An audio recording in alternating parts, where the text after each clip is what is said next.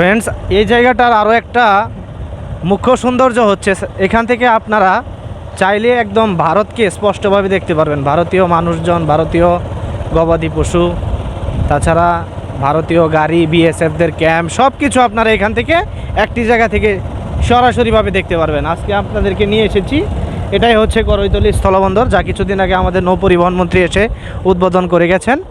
আমরা আপনাদেরকে এখন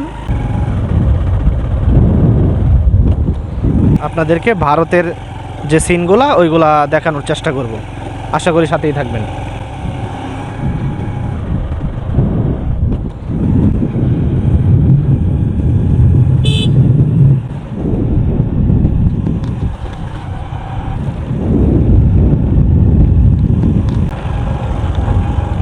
ফ্রেন্ডস, এটাই হচ্ছে আমাদের করৈতলী পার্ক, যেখানে আপনারা আপনাদের চাইলে আপনাদের ছোট বাচ্চাদের নিয়ে আসতে পারেন।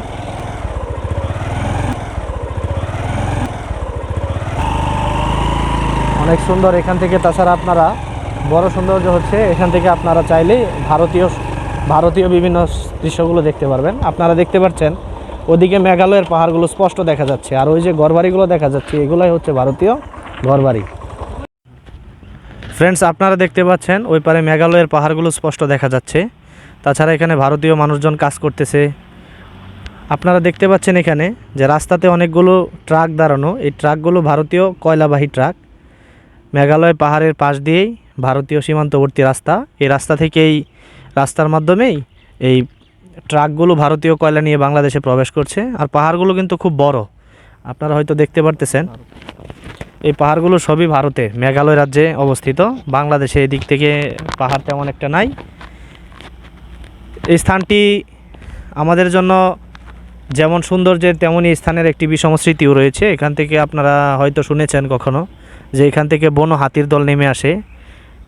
নেমে আসার পর এখানে যে মানুষজন যে ধান বা অন্যান্য চাষাবাদ করেন, ফসল চাষাবাদ করেন, এই ফসলগুলো কিন্তু এই হাতির দল নষ্ট করে দিয়ে যায়। আপনারা হয়তো অনেক সময় শুনেন যে হালুয়াঘাট থানায় হাতির পদপৃষ্ট হয়ে অনেক মানুষ মারা যাচ্ছে। এটা সাধারণত এই জায়গাটিতেই হয় বেশি। আশা করি আপনারা এই জায়গাটি আরও বাস্তবিকভাবে দেখলে আরও অনেক সুন্দর, অনেক মনোমুগ্ধকর হবে আপনাদের কাছে। আমরা পরবর্তী গন্তব্যে যাচ্ছি আপনাদেরকে জিনিসটি আরও কাছ থেকে দেখানোর জন্য।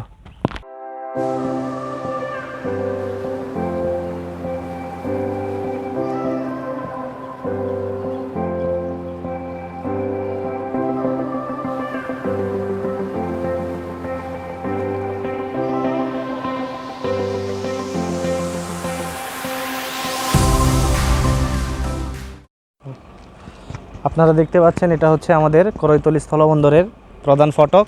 এই ফটক দিয়ে ভারতীয় কয়লাবাহী বিভিন্ন ট্রাক, কয়লার পাশাপাশি অন্যান্য পণ্য আমদানিকারী বিভিন্ন গাড়ি এখান দিয়ে প্রবেশ করে। আপনারা এই দিকটা যদি দেখেন যে এখানে অনেক গাড়ি এখানে দাঁড়িয়ে আছে, যে গাড়িগুলো অপেক্ষা করছে যে বাংলাদেশ থেকে ক্লিয়ারেন্স পাওয়ার পর তারা বাংলাদেশে ঢুকে পড়বে, ঢুকে তারা গাড়িগুলো আনলোড করবে।